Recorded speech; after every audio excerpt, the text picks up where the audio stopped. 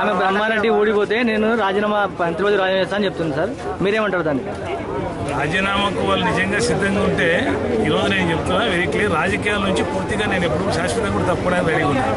ఎందుకంటే వాళ్ళ కార్యకర్తలు భరోసా ఇవ్వడానికి, వాళ్ళకి ధైర్యం ఇవ్వడానికి చెప్పుకుంటున్నారు. వాళ్ళు ఏం చెప్పుకుంటారనేది నాకు అనవసరం. రేపు ప్రజలు వాళ్ళ యొక్క నిర్ణయాన్ని తెలియపరుస్తారు, ఆ రోజు మాట్లాడదాం. మీ కౌన్సిల్లోని వాళ్ళంతా ప్రలోభాలు పెడుతున్నారు, దీనిపైన ప్రలోభాలు పెట్టి లాక్కుంటున్నారు. ఇప్పుడే 6 మంది పోయారు, ఇంకా పోయే ఛాన్సెస్ ఉన్నాయి అంటున్నారు. 100% వాళ్ళ ప్రలోభాలు పెట్టారు కాబట్టి వాళ్ళు 7 మంది పోయినారు. పోయే అవకాశం లేదు. వాళ్ళు ఏదో చైర్మన్ కూడా ఇస్తామంటారు, అది సాధ్యం కాదు. 4 సంవత్సరాల వరకు ఎవరేం చేయలేదు. ఏదేమైనా వాళ్ళకు భయం పట్టుకుంది, ఆ భయంతో ఏదో మాట్లాడుతున్నారు. మేము మాట్లాడాల్సిన అవసరం లేదు, రేపు ప్రజలు నిర్ణయిస్తారు. అంటే వాళ్ళు ఇప్పుడు పోయి కొత్తగా రాజకీయాలకు వచ్చారు. దీన్ని డెవలప్ చేసింది లేదే ప్రజలందరికీ తెలుసు. ప్రజల నిజంలో సంత ఎప్పుడన్నా తిరిగి అంటే రోడ్లనే తిరిగితే తెలుస్తుంది వాళ్ళకి. తెలుగుదేశంలో మరి ఉన్నటువంటి నాయకులు ఈరోజు మాట్లాడుతున్నారు.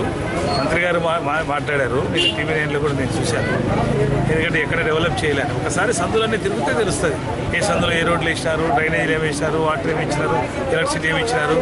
అంతకుముందు వాళ్ళు కూడా ఎంపీగా ఉన్నారు, ఎమ్మెల్యేగా ఉన్నారు. ఎంత డెవలప్ చేసింది అది ప్రజలకు తెలుసు.